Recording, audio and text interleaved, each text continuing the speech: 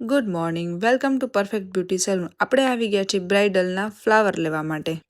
Flower લઈને આપણે ફરીથી નીકળી ગયા છીએ ગ્રીન લીફ ક્લબ જવા માટે. મેરેજનું ફંક્શન રાતનું હતું, એટલા માટે આપણે રેડી કરવાના હતા એમને બપોરે.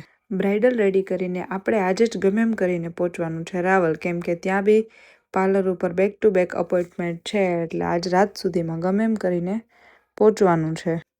તો આપણે પહોંચી ગયા છીએ બ્રાઇડલ ડેસ્ટિનેશન. આ છે મેરેજ માટેનું મસ્ત એવું લોકેશન અને ડેકોરેશન. હવે આપણે આવી ગયા છીએ બ્રાઇડલનો મેકઅપ કરવા માટે. બ્રાઇડનો મેકઅપ અને હેરસ્ટાઈલ બંને કમ્પ્લીટ કરીને આપણે રિયલ ફ્લાવર અટેચ કરવાના હતા. એ કહે છે કે કઈ રીતે કરવાનું છે, લાવ હું તને હેલ્પ કરું તો ફટાફટ થઈ જાય. પછી મેં કીધું એ રીતે એ મને કરીને આપતી ગઈ ને આપણે ફ્લાવર અટેચ કરી લીધા. રિયલ ફ્લાવરનું બન કરી એટલે એનો લુક આખો અલગ જ હોય, જોજો તમે. આખું કમ્પ્લીટ થઈ જાય એટલે આખો લુક જ અલગ થઈ જશે. એમાં બી રેડ રોઝ અને વ્હાઈટ ચિપ્સોનું કોમ્બિનેશન એટલે બહુ મસ્ત લાગે. ટીકો કેવોક લાગે છે એના મમ્મીને પૂછે છે, તને મમ્મી કહે છે કે ના બધું બરાબર જ લાગે છે. પછી કમ્પ્લીટ જ્વેલરી બધી પહેરાવી દીધી છે આપણે. હવે આપણે બાકી હતું દુપટ્ટો ટ્રેપિંગ કરવાનો, તો દુપટ્ટો ટ્રેપિંગ થઈ જાય પછી આપણે એને ફોટોગ્રાફી માટે મોકલવાનું છે, તો ફટાફટ દુપટ્ટો ટ્રેપિંગ કરીને એમને કરવાના હતા આઈબ્રોઝ ઉપર રેડ અને વ્હાઈટ ડોટ, જે અત્યારે ટ્રેન્ડિંગ છે. પહેલાંના ટાઈમમાં તો બધી બ્રાઇડ આવું આઈબ્રોઝ ઉપર કરતા જ, બટ હવે પાછો નવો ટ્રેન્ડ આવ્યો છે એટલે કરે છે બધા. તો આ છે આપણો બ્રાઇડલનો ફાઇનલ લુક. તમને બ્રાઇડલનો લુક કેવો લાગ્યો જરાક કમેન્ટ કરજો. ત્યારબાદ હવે આપણે એમની સિસ્ટરનો મેકઅપ કરવાનો છે. હેરસ્ટાઈલ તો મેં પહેલાં જ કમ્પ્લીટ કરી લીધી હતી, એટલે હવે ખાલી મેકઅપ જ બાકી છે. એમનો મેકઅપ કમ્પ્લીટ કરીને પછી એમના મમ્મીનું મેકઅપ હેરસ્ટાઈલ કરવાનું છે. તો મસ્ત મજાનો બ્રાઇડની સિસ્ટરનો મેકઅપ કરી નાખીએ. બ્રાઇડની સિસ્ટર છે એટલે બ્રાઇડની સિસ્ટર જેવું કંઈક લાગવું જોઈએ ને, તો મસ્ત મજાનું કરવું પડે ને કંઈક. ત્યારબાદ હવે આપણે એમના મમ્મીને રેડી કરવાનું સ્ટાર્ટ કરી દીધું હતું.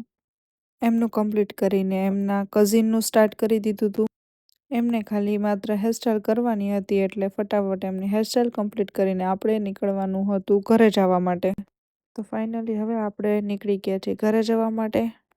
5 વાગી ગયા છે એટલે ફટાફટ જવું પડશે, બાકી બસ મળશે નહીં. પાછું આપણે પહોંચવાનું છે રાજકોટથી રાવલ. જો મોડું થઈ ગયું તો કાંઈ વાહન નહીં મળે. બસની રાહ જોઈને આપણે બેસી ગયા છીએ ઇકોમાં, કેમ કે ગમે એમ કરીને જામનગર આપણે પહોંચવાનું હતું. 7 વાગ્યાની લાસ્ટ બસ હતી, જે પોરબંદરની હતી રાવલ ગોલાઈ સુધીની. એમાં પહોંચવું ફરજિયાત હતું, કેમ કે એના પછી એક કોઈ વાહન જ ન મળે. ગાડીમાં આગળ બેઠા બેઠા મસ્ત મજાનો સનસેટ વ્યૂ દેખાતો હતો, એટલે આપણે વિડીયોને ચાલુ કરી દીધું.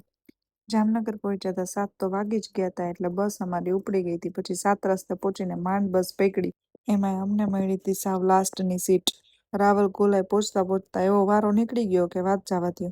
ફાઇનલી પહોંચી ગયા છીએ રાવલ ગોલાઈ. રાવલ ગોલાઈ પહોંચ્યા હતા 9:30 જેવું થઈ ગયું હતું. સામેની બાજુ રોડ ક્રોસ કરવાનો હતો અંધારામાં. મેં કીધું કોઈને દેખાશે નહીં કે અહીંયા કોઈ હાયલું જાય છે. મેં કીધું લાવો ફ્લેશ લાઇટ તો કરી લઈ, તો કોકને દેખે કે અહીંયા કોઈક હાયલું જાય છે એમ. બાકી તો અંધારામાં કોઈક ઉડાડતું જાય. ત્યાં ઊભીને અમે કરતા હતા પરેશનો વેઇટ. તો ફાઇનલી આવી ગયા છે પરેશ અમને લેવા માટે. હવે તો બસ આપણું ઘર 8 કિલોમીટર જ દૂર છે. તો આપણે નીકળી ગયા છીએ રાવલ ગોલાઈથી રાવલ જવા માટે. રસ્તામાં 2-3 સોંગ વગાડી લીધા ને બેક વાત કરી લીધી, તા તો આવી ગયું રાવલ. તો આવી ગયું છે ફાઇનલી રાવલ. બસ ફાઇનલી પહોંચી ગયા છે આપણે રંગીલા રાજકોટથી રંગીલા રાવલમાં. આ છે અમારું રાવલ. કોઈ રાવલ આવો ત્યારે અમારા પરફેક્ટ બ્યુટી સલૂનની મુલાકાત લેજો. હવે આપણે લેવાની હતી રસ્તામાંથી પાઉંભાજી. તો આવી ગયા છીએ રાવલ બસ સ્ટેન્ડમાં. ત્યાં પરેશ કરાવે છે મારા માટે પાઉંભાજીનું પાર્સલ. આપણે પાઉંભાજી સિવાય બીજું કંઈ ભાવે નહીં, એટલે પાઉંભાજી જિંદાબાદ. તો આ હતી અમારી રાજકોટ ટુ રાવલની જર્ની. મળીએ નેક્સ્ટ વ્લોગમાં.